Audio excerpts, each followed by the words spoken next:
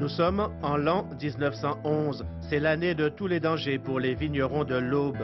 Mais si l'on se réfère au récit des anciens, les difficultés, le combat pour conserver l'appellation Champagne dans ce département ont commencé bien avant le 2 février 1911, le jour de la sortie des décrets qui devaient sonner la fin de ce vignoble. Il est certain que nos vignerons au bois étaient pour la plupart de pauvres gens et ils travaillaient à la main. D'ailleurs, vous voyez, voilà l'instrument de labour, c'est-à-dire le psou ou fousseux. Bon, ils avaient aussi la hotte. Et ils avaient quelquefois quelques arcs, même pas un hectare de vigne, à eux chacun. Ensuite, eh bien, ils étaient soumis, je crois, aux aléas du temps. Hein, il y avait la grêle, il y avait la gelée, il fallait qu'ils se démènent contre tous ces éléments. Et puis, aussi, le vin qu'ils produisaient n'était pas tellement alcoolisé.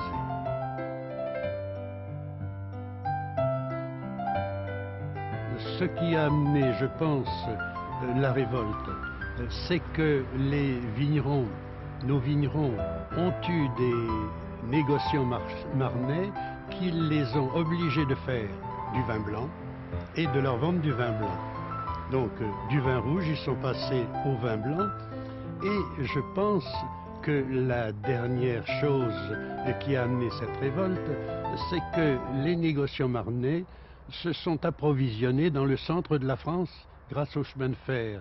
Ce qui les a le plus aigris, c'est de voir que plusieurs cantons de l'Aisne, qui produisaient le même vin, qui étaient les mêmes plants que dans l'Aube, ont été réintégrés en Champagne viticole. On peut donc comprendre la déception et l'amertume de ces gens qui savent désormais qu'ils n'ont plus rien à perdre. Dans chaque village, un comité local s'est créé. Et ensuite, ils sont passés à diverses manifestations.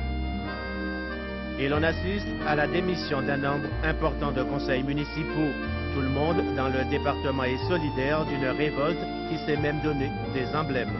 Les emblèmes, ça a été tout d'abord lors des manifestations des slogans inscrits sur des pancartes.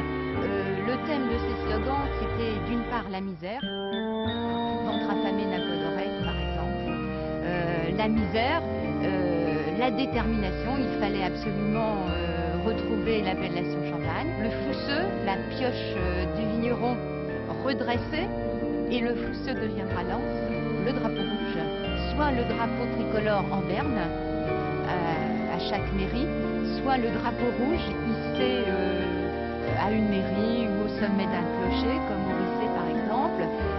Drapeau rouge qui n'était pas symbole d'un parti politique, mais symbole de la révolte et de la détermination des vignerons. Autre emblème aussi, un macaron rouge, lui aussi, sur lequel était écrit « Champenois nous fûmes ».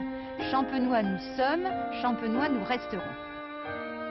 Et pendant tout ce temps, il y a une pression énorme du gouvernement, de la presse nationale, de l'administration, mais aussi des Marnais, sans oublier l'arrivée de l'armée sur place. Des tentatives pour trouver une solution sont annoncées. Exemple, le décret du 7 juin 1911 du Conseil d'État. L'Aube est réintégrée dans l'appellation, mais dans une deuxième zone. Être champenois à part entière. Alors après, le gouvernement a essayé le champagne de l'Aube. Ça n'a pas marché non plus. Alors les vignerons ont attendu que le Sénat prenne sa décision. Et puis ça a duré toute l'année 1912. Et en 1913, les manifestations ont repris, les conseils municipaux ont démissionné de nouveau jusqu'à la guerre de 1914.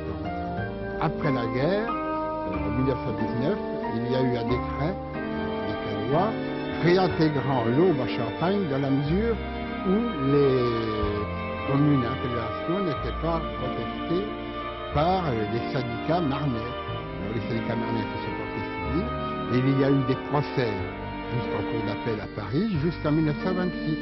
Et en 1927, il y a eu un arbitrage où les vignerons de l'Aube et de la Marne étaient réunis, avec un rapporteur de la Chambre, et donc l'Aube, toutes les communes viticoles de l'Aube ont été réintégrées, mais dans la mesure où à 18 ans, ils devaient arracher leurs gamets et planter en pinot. En pinot, en chardonnay, les mêmes plants que dans la Marne. Il aura donc fallu 16 ans de lutte pour qu'enfin le département de l'Aube soit réintégré dans l'appellation. C'était en 1927. En réalité, le vignoble de ce côté-là ne s'est reconstitué qu'à partir des années 60. Et combien sont-ils ceux qui se rappellent du combat livré pour que le vignoble au bois ne disparaisse à jamais?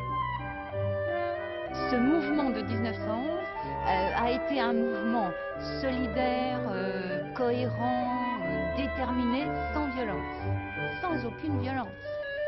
Donc le mot révolte fait peut-être peur, tout simplement. Je pense aussi que l'image de ces vignerons très pauvres de 1911 n'est pas une image que souhaitent revendiquer les vignerons actuels. Et puis je pense aussi qu'ils ne veulent pas ranimer cette vieille querelle entre la Marne et l'Aube. Ils font beaucoup d'efforts pour s'intégrer à la Marne et ils ne veulent pas peut-être que les vieilles querelles ressurgissent.